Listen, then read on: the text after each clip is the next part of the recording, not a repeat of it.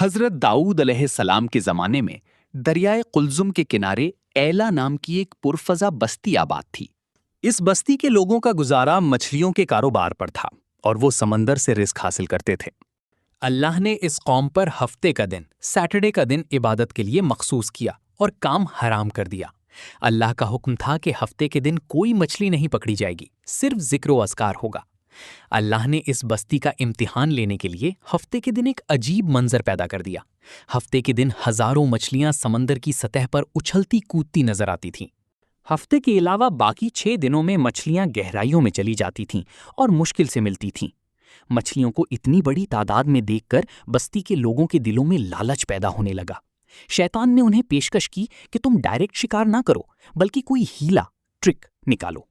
کچھ لوگوں نے دریا کے کنارے بڑے بڑے حوض اور نالیاں کھود لیں تاکہ پانی اندر آ سکے۔ ہفتے کو مچھلیاں نالیوں کے راستے حوض میں آتی تھیں اور وہ لوگ پیچھے سے راستہ بند کر دیتے۔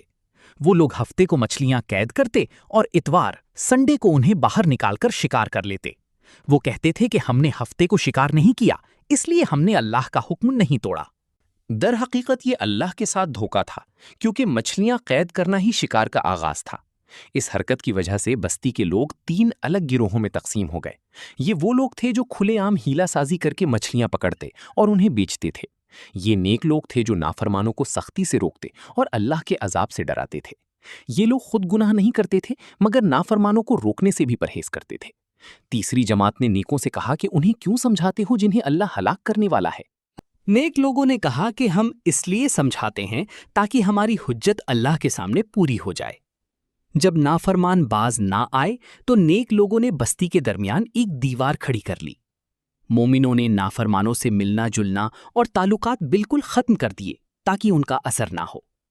گناہگاروں نے نیک لوگوں کا مذاق اڑایا اور لالچ میں گناہ کی راہ پر تیزی سے بڑھتے رہے۔ اللہ نے انہیں فوراً سزا نہیں دی بلکہ کچھ عرصہ مہلت دی تاکہ وہ توبہ کر سکیں۔ جب ہر حد پار ہو گئی تو حضرت داؤد علیہ السلام نے ان پر اللہ کی لعنت بھیجی۔ ایک عجیب خاموش رات آئی جب نیک لوگ اپنے گھروں میں تھے اور گناہگار اپنی مستی میں۔ اگلی صبح نیک لوگوں نے دیوار کی دوسری طرف سے نہ کسی انسان کی آواز سنی نہ کوئی شور۔ ایک شخص نے دیوار پر چڑھ کر دیکھا تو اس کی چیخ نکل گئی۔ ہر طرف عجیب منظر تھا۔ بستی کے تمام نافرمان مرد اور عورتیں بندر بن چکے تھے اور ان کے بچے چھوٹے بندر۔ وہ بندر اب بھی ایک دوسرے کو پہچانتے تھے مگر بولنے کی طاقت کھو چکے تھے۔ بندر بننے کے بعد وہ اپنے نیک رشتہ داروں کے پاس جا کر روتے اور ان کے کپڑے چومتے تھے۔ نیک لوگ انہیں دیکھ کر روتے اور کہتے کہ ہم نے تمہیں پہلے ہی وارن کیا تھا۔ ان کے جسم بندروں جیسے ہو گئے تھے مگر دماغ انسانوں جیسا تھا تاکہ وہ سزا کو محسوس کریں۔ اللہ کا قانون ہے کہ جس قوم کی شکل بگڑی جائے وہ دنیا میں 3 دن سے زیادہ نہیں رہتی۔ یہ غلط فہمی ہے کہ آج کے بندر ان کی اولاد ہیں، وہ سب 3 دن میں مر گئے تھے۔ نافرمانوں کا نام و نشان مٹی میں مل گیا اور ان کی کوئی نسل باقی نہ رہی۔ سورہ البقرہ میں اللہ فرماتا ہے کہ ہم نے انہیں ذلیل و خوار بندر بنا دیا۔ اس سورہ میں اللہ نے اس پورے واقعہ کی تفصیل بیان فرمائی ہے تاکہ ہم نصیحت حاصل کریں۔ دین کے معاملات میں چالاکی اور لالچ انسان کو ہلاکت کے راستے پر لے جاتی ہے۔ اللہ نے جن کاموں سے منع کیا ہے ان میں کوئی راستہ نکالنا سخت گناہ ہے۔ لوگوں کو برائی سے روکنا لازمی ہے، ورنہ خاموش رہنے والے بھی سزا میں شامل ہو سکتے ہیں۔ اللہ نے صرف ان لوگوں کو عذاب سے بچایا جنہوں نے برائی کے خلاف آواز اٹھائی تھی۔ وہ حسین بستی جو کبھی لوگوں سے بھری تھی اب ایک اجڑا ہوا کھنڈر بن چکی تھی۔ تاریخ بنی اسرائیل کا یہ واقعہ قیامت تک آنے والی نسلوں کے لیے ایک وارننگ ہے۔ اللہ کے نبی نے جب دیکھا کہ قوم نہیں سدھر رہی تو انہوں نے حق کا ساتھ دیا۔ انسان کا جانور بن جانا اس کی روحانی اور جسمانی دونوں طرح کی ذلت کی نشانی ہے۔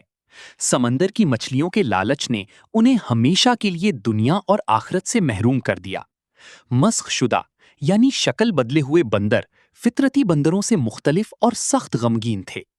ہمیں سوچنا چاہیے کہ کیا ہم بھی آج کسی ہیلا سازی کے ذریعے گناہ کو حلال تو نہیں کر رہے؟